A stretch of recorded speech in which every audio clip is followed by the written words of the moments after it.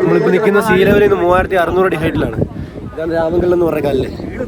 ഈ സ്ഥലത്തിന് രാമക്കൽമേട് എന്ന് പറഞ്ഞ പേര് വരാൻ കാരണം ഈ കല്ലാണ്. വനവാസകാലത്ത് സീതേനെ അന്വേഷിച്ച് രാമൻ വന്നു രാമൻ്റെ കാൽപാദം പതിഞ്ഞിട്ടുണ്ടെന്നാണ് ഐതിഹ്യം. ഇത് പണ്ട് കടലായിരുന്നെന്നാണ് പറയപ്പെടുന്നത്. ആ സമയത്ത് ഹനുമാൻ ഇത് ഇവിടെ കൊണ്ടുവന്ന് രാമന് നിൽക്കാൻ വേണ്ടി വെച്ച് കൊടുത്തു. രാമൻ്റെ കാൽപാദം പതിഞ്ഞിട്ടുണ്ടെന്നാണ് ഐതിഹ്യം. അതുകൊണ്ടാണ് ഈ സ്ഥലത്തിൻ്റെ രാമക്കൽമേട് എന്ന് പറഞ്ഞ പേര് വരാനായിട്ട് കാരണം. ഈ രാമക്കൽമേട് കേരളത്തിലാണെങ്കിൽ ഈ രാമങ്കൽ നിൽക്കുന്ന തമിഴ്നാട് ഫോറസ്റ്റ് ഏരിയയിൽ, നമ്മൾ നിൽക്കുന്ന തേനി ജില്ലയുടെ ഫോറസ്റ്റ് ഏരിയയിൽ. പിന്നെ ഈ കാണുന്ന ഒരു അമ്പലമാണ്, രംഗനാഥൻ കോവിൽ എന്ന് പറഞ്ഞൊരു അമ്പലമാണ്. ഇത് വർഷത്തിലെ കന്നിമാസത്തിലെ 5 ശനിയാഴ്ചകൾ മാത്രം തുറക്ക് ഉത്സവം നടത്തുകയും ചെയ്യുന്ന ഒരു അമ്പലമാണ് ഈ കാണുന്നത്. പിന്നെ ആ റോഡിന് അപ്പുറം ഇപ്പുറമായിട്ട് കുറ്റിച്ചെടി പോലെ നിൽക്കുന്നുണ്ടോ, അതൊക്കെ ഒരു 80-100 അടി ഹൈറ്റുള്ള തെങ്ങുകളാണ് നിൽക്കുന്നത്. പിന്നെ ഹൈറ്റുള്ള തെങ്ങുകളാണ്. പിന്നെ നിൽക്കുന്നതെന്ന് പറഞ്ഞു കഴിഞ്ഞാൽ ഈ കാണുന്നുണ്ട്, ഇത് ഈ ക്രിസ്മസ് ട്രീ പോലെയാണ്. ഇതെല്ലാം വാളംപുളിയാണ്, നമ്മൾ വീട്ടിലേക്ക് ആവശ്യങ്ങൾക്ക് ഉപയോഗിക്കുന്ന വാളംപുളിയായി കാണുന്നത്. പിന്നെ ഇത് ഈ അമ്പലത്തിലേക്ക് വരുന്ന റോഡാണ്. നമുക്ക് ഫ്ലൈറ്റ് വ്യൂ എന്നാണ് ഇതിന് പറയുന്നത്. നമ്മൾ 3600 ഹൈറ്റിൽ ഫ്ലൈറ്റ് ലാൻഡ് ചെയ്യുമ്പോൾ കാണുന്ന ഒരു വ്യൂ ആണ്.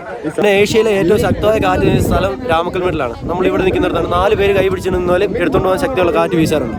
പിന്നെ എന്ന് പറഞ്ഞാൽ അതിൻ്റെ സെക്കൻഡ് എന്ന് പറയുന്നത് സൂയിസൈഡ് പോയിന്റാണ്. അവിടെ നിന്ന് ചാടി കഴിഞ്ഞാൽ ഏകദേശം 16ഓളം പേര് ചാടിയിട്ടുണ്ട്. ചാടി കഴിഞ്ഞാൽ ഒരു 10 സെക്കൻഡ് മതി ആൾ മരിക്കും. താഴെ ചെല്ലുന്ന ബോഡി ആയിരിക്കും, താഴെ തന്നെ ആൾ തീരും.